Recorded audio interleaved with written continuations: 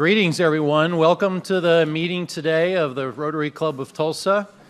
We have a little bit smaller crowd than usual, and that's expected since it's the day before a big holiday, and we're really glad you're all here. To get us started, Jamie Cox will provide the invocation, and DJ Morrow Ingram will lead the song and pledge, and then past President Ed Monette will introduce our visitors. And now, our invocation from Jamie.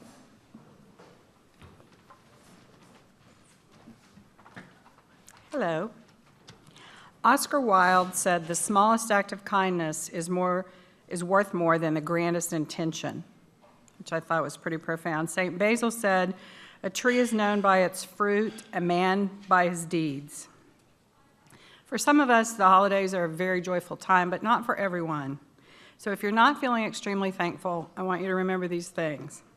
1, I am breathing. 2, there's food in my fridge, clothes in my closet, and a roof over my head. 3, the world is much bigger than this town. We've all been reminded of that. Someone has it much, much worse than me. Someone has just died today, and someone has just been born. Spring will come again. Please bow your head. Great Creator, thank you for our many material and spiritual blessings on this earth. Thank you that we live in a country that enjoys so many freedoms. Thank you for all the men and women who have served in our armed forces to protect our liberties. Please help us to stand up and defend the rights of our brothers and sisters in our everyday lives, especially those who may be weaker of spirit and have less freedoms than we enjoy. We are all your children and deserve respect. Thank you, Almighty God. Amen.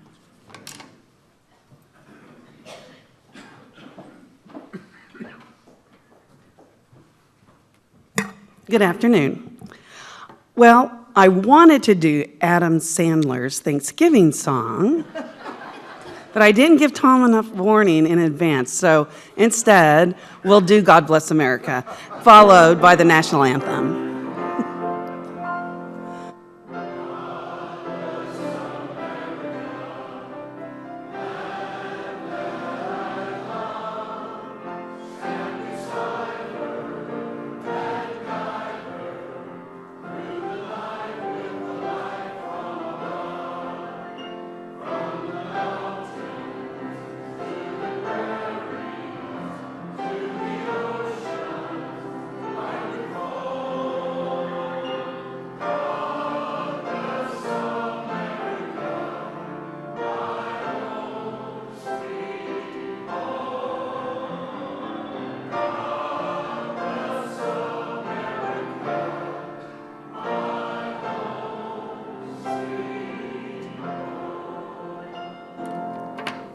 I pledge allegiance to the flag of the United States of America and to the republic for which it stands, one nation under God, indivisible, with liberty and justice for all.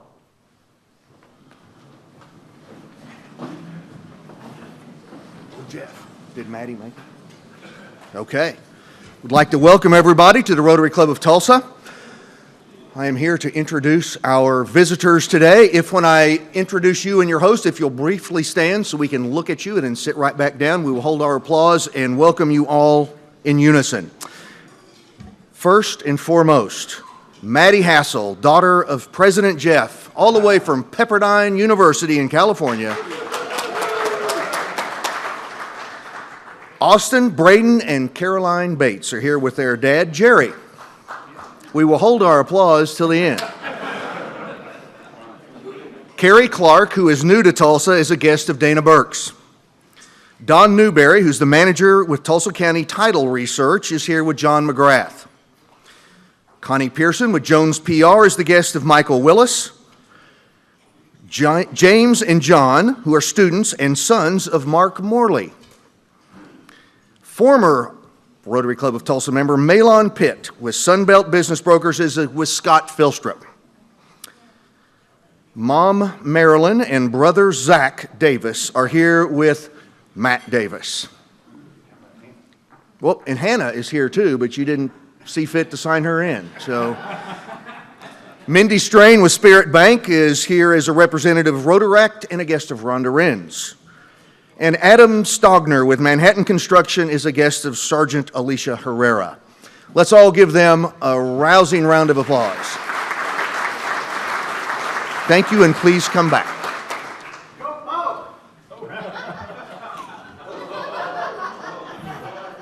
I've lost control of this meeting already. All right, we have a special occasion here, a special time to reflect on the life of a great man, and I will ask Matt Davis to come up, please, for a memorial resolution for past President Bob Johnson.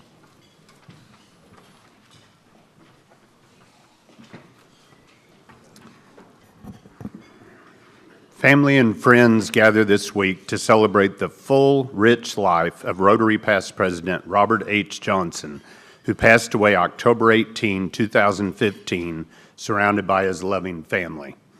Bob was born on July 15, 1928 in Tulsa to Hansel B. and Opal Wilson Johnson. He graduated Tulsa Central High School in 1946 and Oklahoma Agricultural and Mechanical College in 1950. He married the love of his life, Joanne Inhofe, in 1952. They were married for 48 years until Joanne's death in 2000 and were blessed with 4 sons.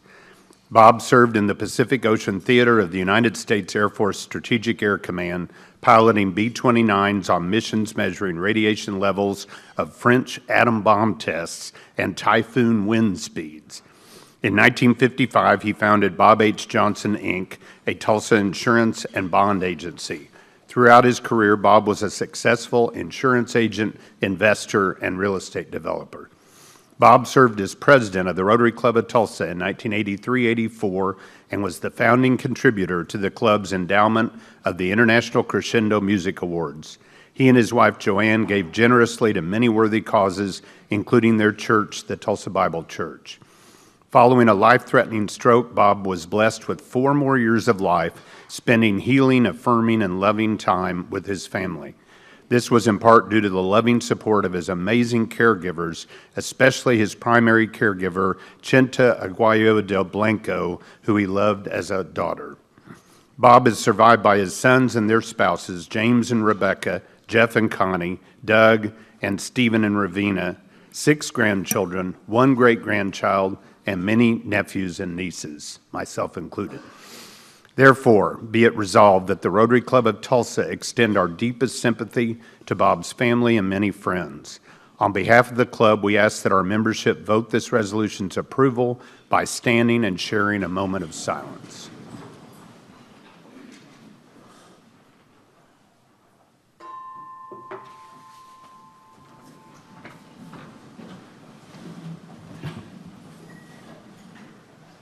Thank you, Matt. And those of you in Bob's family who are our guests, we're very glad to have you here, and you're welcome anytime. Good to see you, Jeff. All right, for our Phones Out, Take Notes segment, I hope you'll mark these upcoming programs in your calendar or put them in your phone. Next week, District Governor Larry Long will be here, and I understand his message, now that he's done it some 60 times or so, is really polished. So we're looking for a good meeting. On December the 9th, we have Dr. Billy Wilson, who will, among other things, talk to us about the 50th anniversary of Oral Roberts University. And Alicia's favorite upcoming meeting is on December the 16th, when Taylor Hanson will be here. She told me today she just got a T-shirt from the fan club. Is that right? Yes. Did I steal your thunder? Yes. And we can't wait to see that. I won't tell everybody what it says on the T-shirt. Yeah. All right, and then on the 23rd and 30th, we will not have any meetings due to the holiday. And then a couple of future programs I thought I would mention in the long-term calendar. On January 20th, our Rotaract Club will lead our meeting. We'll help them plan it, but they will lead it, so we'll turn the podium over to them, and I'm sure they will lighten things up for us and give us a little new humor that I think we probably sorely need. And then on January 27th, John Sultan will be here from Scissortail Farms, and among other things, he is going to bring us some real fresh salad greens for our salad bar to have that day. So don't eat a big salad the night before the 27th, so you'll enjoy your salad on the 27th. Please mark your calendars now for those upcoming meetings. There will not be any committee meetings today. Wanted to let you all know that so you can head on to your families if that's what you have planned next. All right, Alicia, whom are we recognizing as our sponsors today? We have two sponsors today. Past President Chuck Wilson with Associated Mortgage Corp. Associated Mortgage Corp is a proud sponsor of the Rotary's Iowa Awards. They've been in Tulsa for 29 years and provide all types of home financing from new construction, renovations, investment properties, as well as home purchases and refinances. So please see Chuck about that. And Terry Correll with the Tulsa Zoo. We're very thankful to our sponsors. We rely heavily on them. And please see your fellow Rotarians if they have a service that you're in need of. Thanks, Alicia.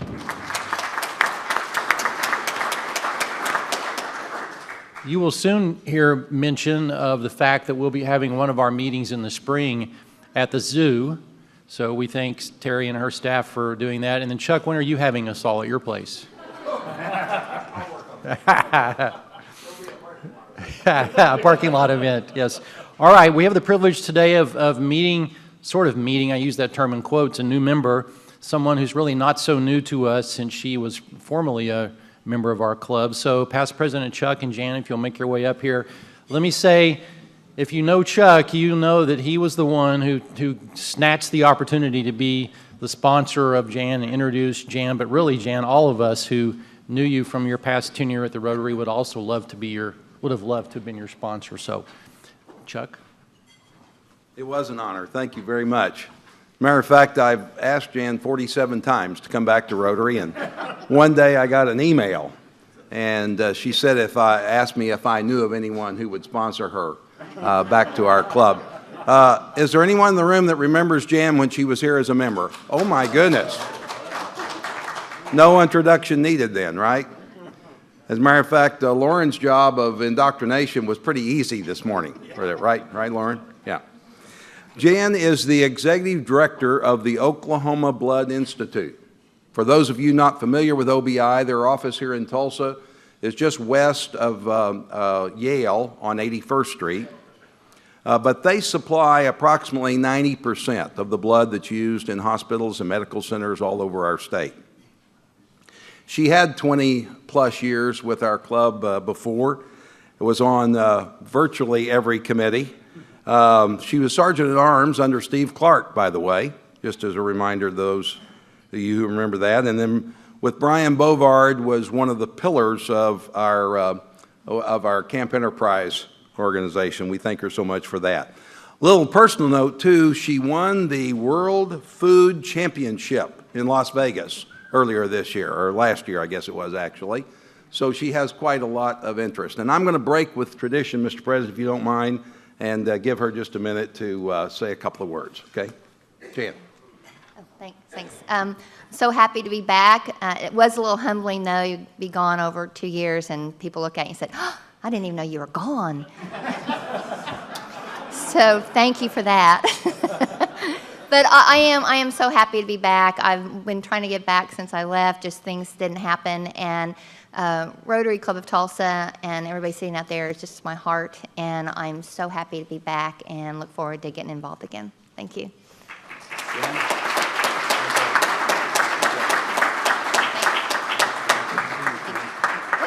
Oh, picture? What, the one we were hugging or not?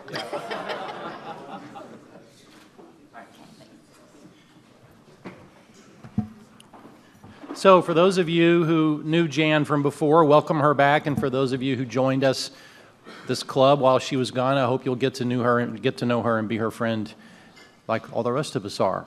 All right, a couple of announcements. Remember that our club director-at-large elections are around the corner on December the 2nd. If there's some reason why you cannot be there to vote, then you're free to get an absentee ballot from any member of our staff who's back there in the corner, or we'll be in the hallway after the meeting. And just a reminder that we'll be voting on the candidates that include Dana Burks, David Downing, and Mac Finlayson. So make sure that you let your voice be heard and cast your vote for that. All right, by the way, thank you all so much for all your contributions to the Who Was That thing, or the doppelganger, or whatever you want to call it. It's been really fun. We have a lot of them in the can, but we also always need new ideas. So we have one today, So do you have our first slide? Whoops, you gave it away, didn't you? So somebody thought our Rotarian Becky Fields looks like this person.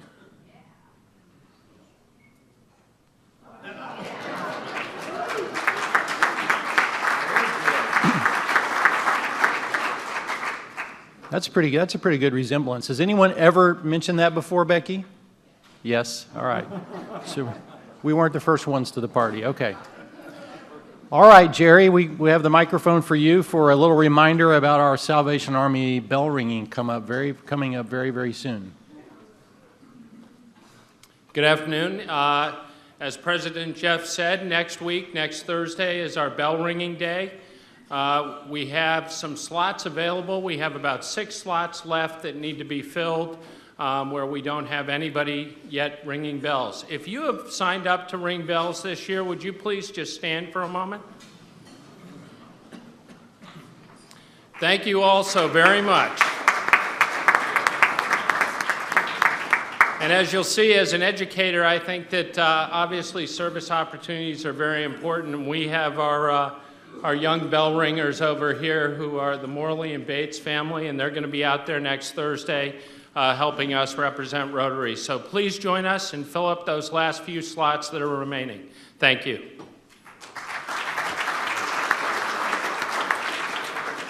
Thank you, Jerry. Remember, we always have good weather for that event, so do not let that be a factor in your decision. I was worried about, is it the truth?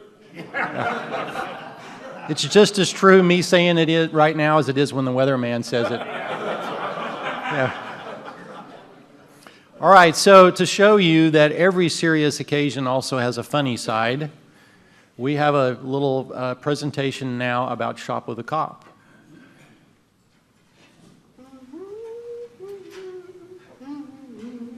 Peanuts roasting on an open fire. Ouch! Jackie Rogers Jr. dancing at my... Hi, welcome to our home abode. It's Christmas time, and as you can see, we're relaxed and enjoying in our PJs. I don't think there's a better month of the year just to stay around in your PJs and enjoy the heart.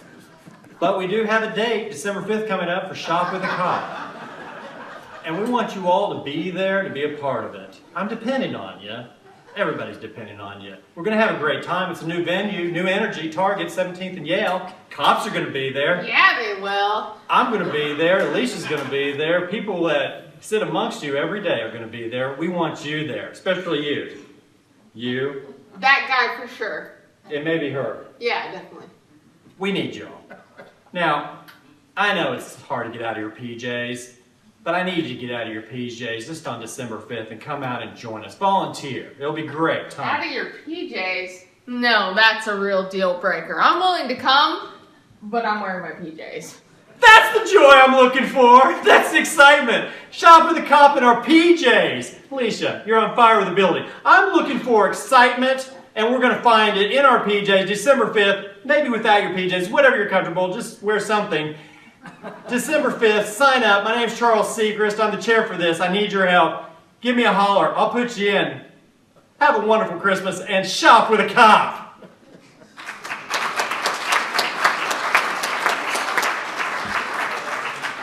So we had Shop with a Pot, and then we had this, so I'll do my best to try to keep the occasion serious. Anyway, we do need volunteers. It's a chance for you to walk around and help make the holiday a little brighter for a young person in many different ways. So don't miss out on the opportunity, and you can sign up out in the hallway.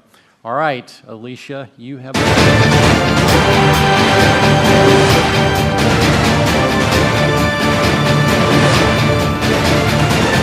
Rotary Club of Tulsa's funniest Super Bowl commercials of all time. Yay! Okay, well, shares my joy about this. Okay, last week, it was like 10-1, the baby won. So this week we have a couple new commercials. Before we get started, the first commercial goes in the blue jar, okay? And if you guys don't know this, Ed Monette counts the money at the end of all of this. And I only say that because he has 10 fingers and 10 toes, and he went to school at OU, so we need to keep that in mind. Don't make this confusing on him and throw in foreign currency. He's struggling a lot with that. Only U.S. currency, no pesos or Canadian coins. I gotcha. Okay, so our first one, Budweiser starts a cult following that had everyone turning a new phrase. Able to pick up good yardage on the play. You know, the best part of this defense is their defensive line and their interior linebackers. Hey, who? What's up? Nothing, B. Just watching the game, having a bud. What's up with you? Nothing. Watching the game, having a bud. True. True. What's up?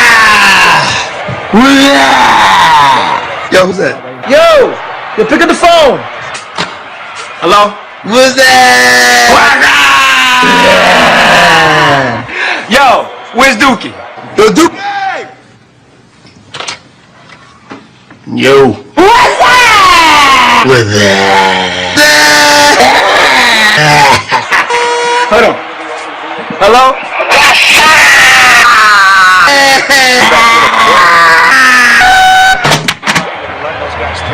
So what's up, B? Watching the game, having a bud. True. True. That's funny. Okay, our second spot is a spot that proves that you are never too old to enjoy a candy bar.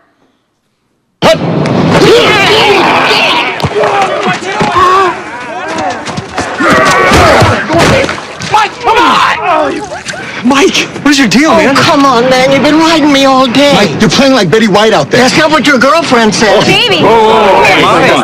Eat a Snickers. Better? Better. How about that? That hurt. You're not you when you're hungry. Snickers satisfies. It's fantastic. Okay. Yes, you can clap. That was funny. That is the yellow jar. So thank you guys for participating in this. It really helps out a lot. It's a lot of fun. This is Jeff's brainchild. Okay, do you have time for some slides? Okay. You got to give them a long pause so they can put lots of money in the jars. Yeah, go ahead. Take your time. Keep putting your money in.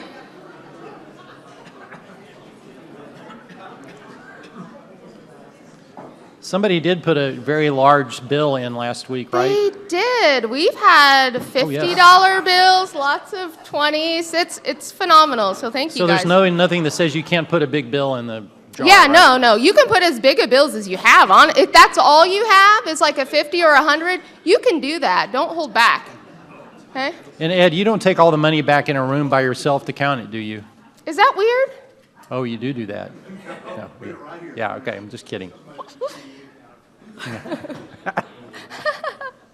Okay, first and foremost, Miss Marilyn Davis wanted to pay a fine to thank her son for hosting the family today. So thank you so much. She donated $100. Thank you, Marilyn. We like it when guests come and give us money. It's fantastic. Okay. Mr. Brian Talkington celebrated his 44th birthday last Friday. Happy birthday, Brian, and thank you. He contributed $44 to the Yearling Project.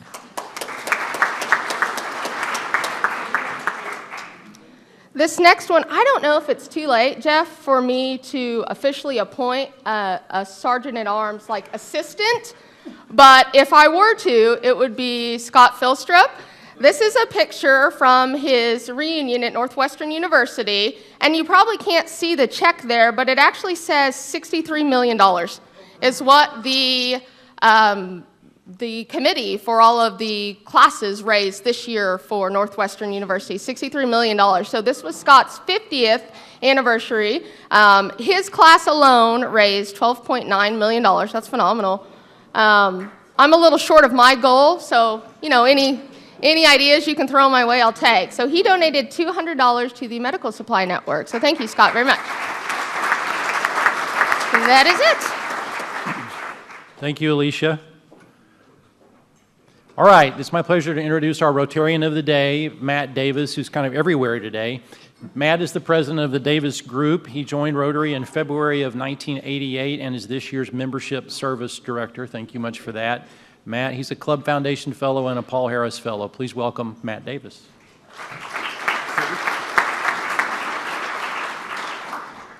Before I introduce our speaker today, I need to do a little housekeeping that I goofed on a minute ago. I did not mention that Uncle Bob's funeral is this Saturday at 10 a.m. at First Christian Church, and obviously you're all invited to that. Okay, I first met our Thanksgiving speaker when he was the youth minister at my church, Boston Avenue United Methodist, in the 1990s.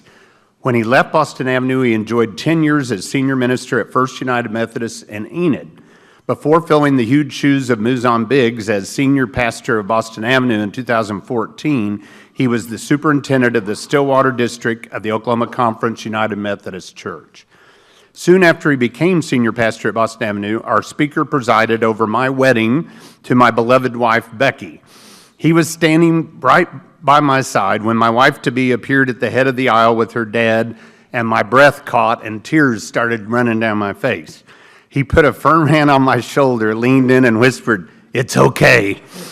And I can't think of anyone I'd rather have had by my side at that moment. Please give a warm Rotary welcome to my pastor, the Reverend David Wiggs.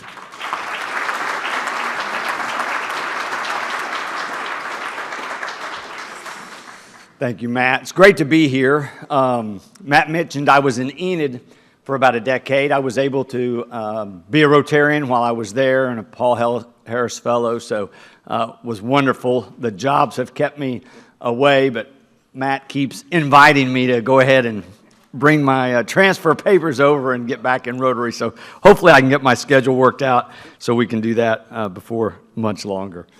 Thanks for having me. Thinking about Thanksgiving was what Matt suggested. I just have a few thoughts about that. And as I began to think about the history of Thanksgiving, it was a little embarrassing. My mom was a history teacher, and when I started to try to put the facts together in my head about what actually happened historically, it was just a little fuzzy. It was like, was that first Thanksgiving in Jamestown, or was that in Plymouth? And were those Pilgrims, or were they Puritans? Did they play football that first Thanksgiving?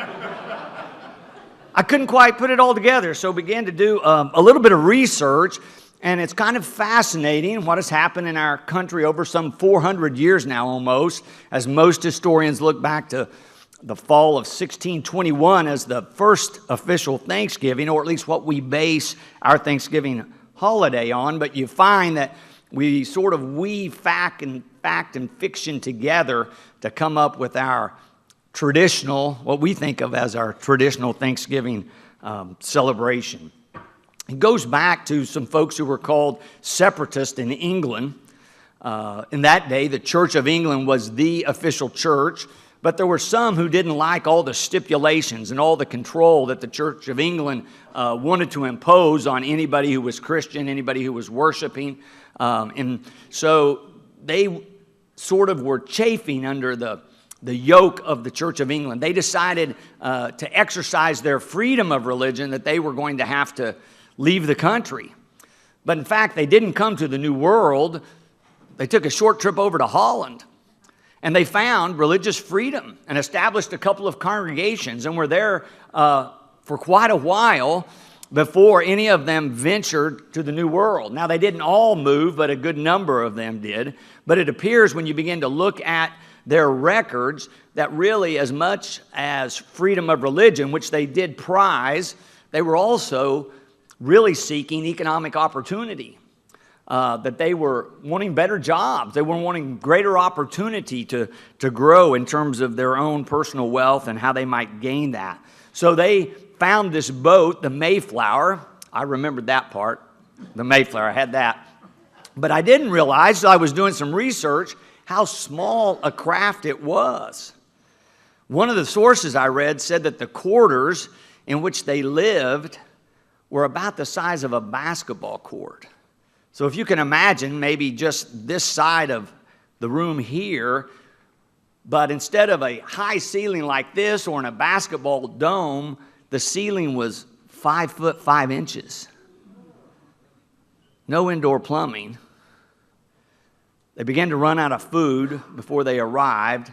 They were buffeted by all kinds of storms and taken off course, so they thought they were going to land in New York Harbor or Hudson Bay south. They ended up much further north on the north side of Massachusetts. 100 of them in the size of a basketball court for 66 days. It wasn't a luxury cruise. It was not what we might think of as if we're going to go get on a boat and take a trip across the ocean. It was much different.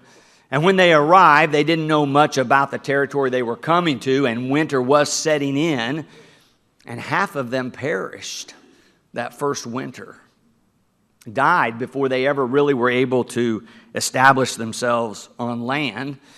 But those who survived then, right, the last Thursday of November, they had a celebration, a harvest festival, when they brought in a harvest and celebrated that at least some of them were still alive, and they had turkey and played football. Is that about right? That's sort of how I had remembered it. But in fact, in the historical records, there are only 115 words about that occasion, which we call the first Thanksgiving in New England or in America. 115 words written by the secretary of the Plymouth colony. Unfortunately, he does not mention that they ate turkey nor the football as well. The governor, Governor Bradford, wrote a history a few years later about the Plymouth colony and the Pilgrims and what they had done. He doesn't even mention. He doesn't mention Thanksgiving at all. He never says there was any kind of festival that first year. So as significant as it become for most of us, and it's sort of how we think of our country's history, perhaps to them it was a different kind of experience. But I began to wonder then, if they didn't remember it as significant, how did we end up with this national holiday?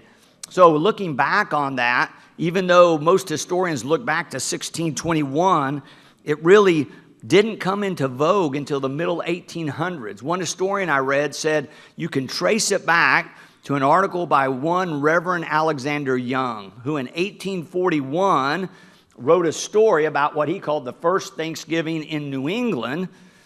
Now, they said he embellished the facts a bit and came up with a pretty good story. And people really liked it. And different groups of people on the northern part of our country, in the Northeast, began to celebrate Thanksgiving. Those in the South, they said, had nothing at all like it.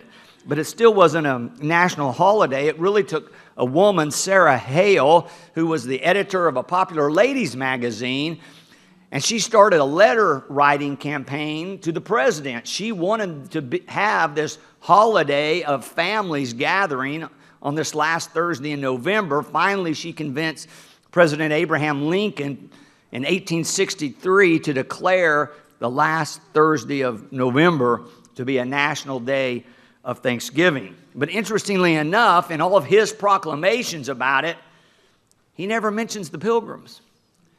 He makes no connection to the group that came over and landed in 1621. It really was not until 1939, and President Roosevelt made a national proclamation about Thanksgiving, and he's the one who made the connection to our forefathers and mothers and the Pilgrims.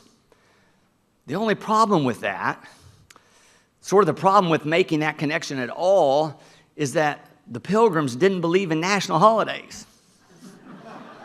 That was one of the reasons they didn't like the Church of England. The Church of England had this church liturgical calendar that had started with the Roman Catholics that they had adopted with all of these different kinds of religious celebrations.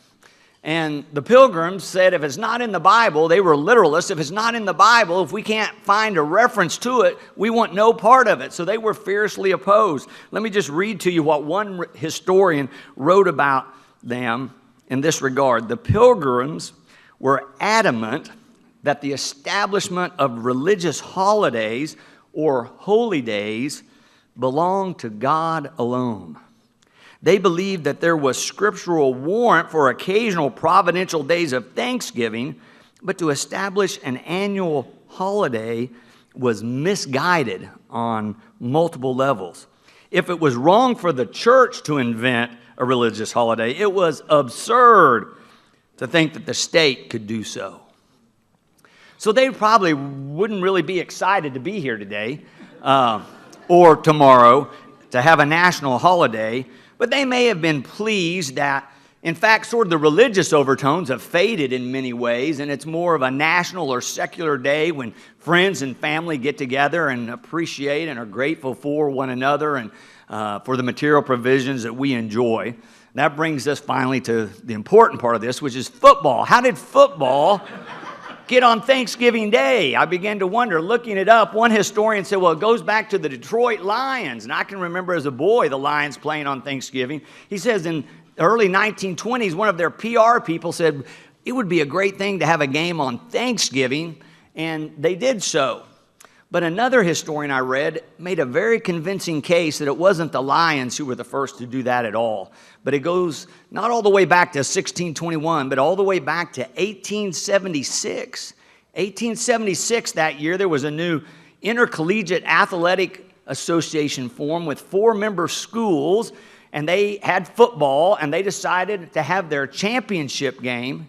I wondered what the schedule was like for 4 schools, but anyway, they had a championship game, and they decided to have it on Thanksgiving Day, 1876, in New York City. And it was very popular, and every year the crowd would grow, and by the early 1990s, they were recording over 40,000 spectators coming to that game in New York City. Well, other cities took notice about the commerce part of that, and before very long, there were games in Washington, D.C. on Thanksgiving Day, then in Chicago, then in St. Louis, and then in Los Angeles, California. And it just grew and grew from there. And of course, as some have referenced, there's a Bedlam game coming up, not on Thanksgiving, but on Thanksgiving weekend. Promises to be a doozy this year, right? So looking forward to that.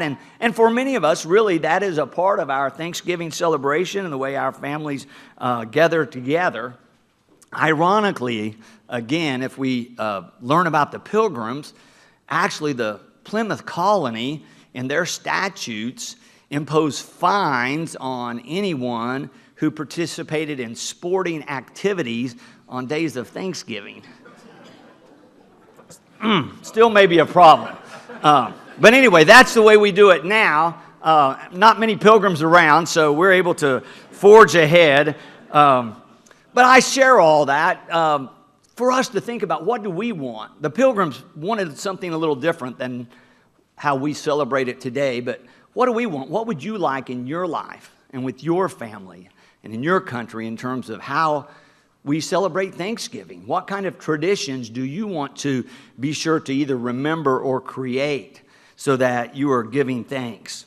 Of course, I'm a Christian clergyman, so I think it's a good idea to include God in that celebration and to give thanks to God. And as Christians, we believe that God has provided all that we have, and so if we have received blessings, it's appropriate to give thanks to God. But not everybody in our country is religious or even believes in God, and certainly as a country, we protect their right to do so. Even in law, you do not have to believe in God or worship God to be an American. So I've thought further in terms of how does this day bring us together. Certainly in this time in our country where we're experiencing greater diversity, and you might even say polarization, that it's important to have a time of unity, something that we all celebrate. It's important to have some kind of ritual observances that all Americans can get behind, and we can see our common humanity by celebrating Thanksgiving, perhaps. Maybe this is a day when we overcome that polarization and that we recognize our diversity and are thankful for it.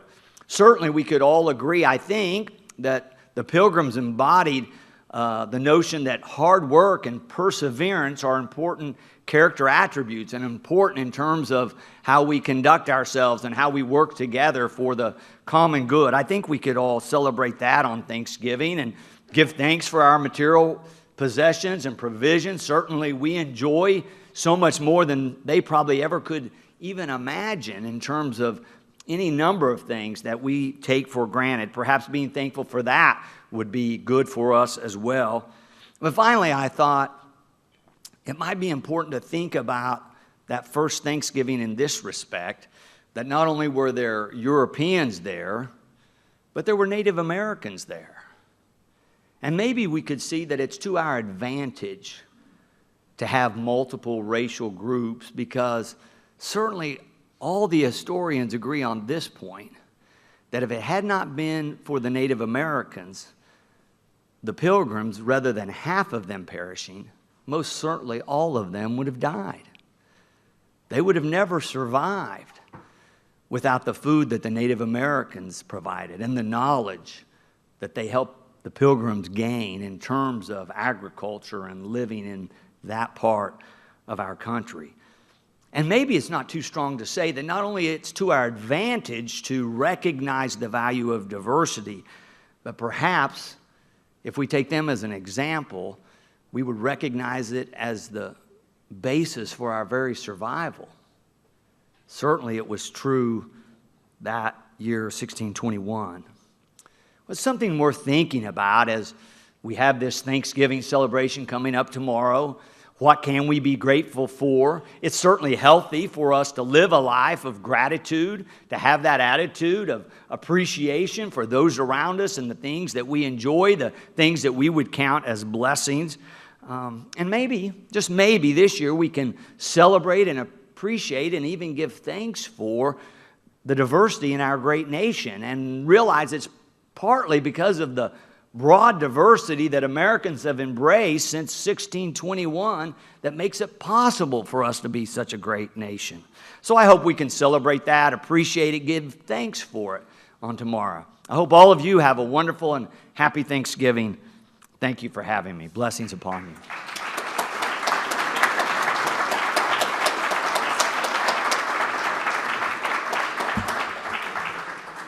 Thank you, David. That was just fantastic. Love that. All right, a book recognizing today's program will be presented to our partner in education school, Celia Clinton Elementary. And David, I hope you'll inscribe something in that for our kids. The book is The Night Before Christmas, happily enough. Hope that happens eventually for all of us. Please make sure to thank the volunteers who made today's program possible. And I mentioned it last week, but we have a lot of people who participate in our programs, and particularly in the developing them, producing them, putting the slides together, running the camera, etc.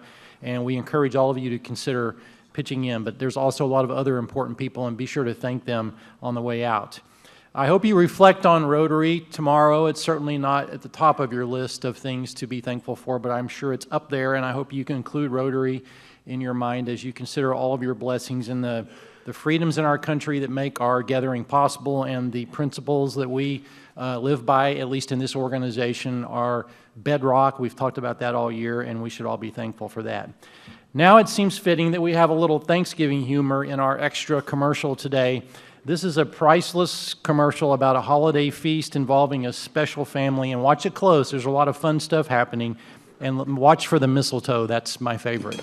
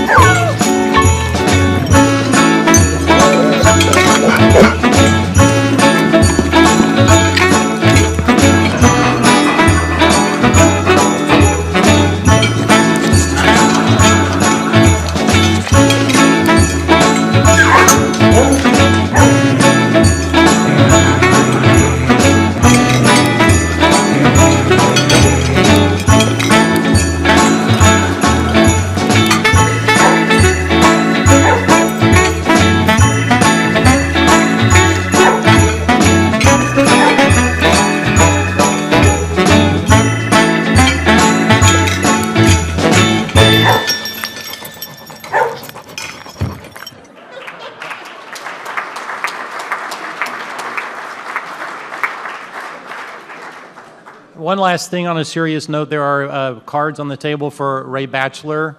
We hope that you'll send him some good wishes and sign your name and send him a little note. And with that, happy Thanksgiving all. We're adjourned.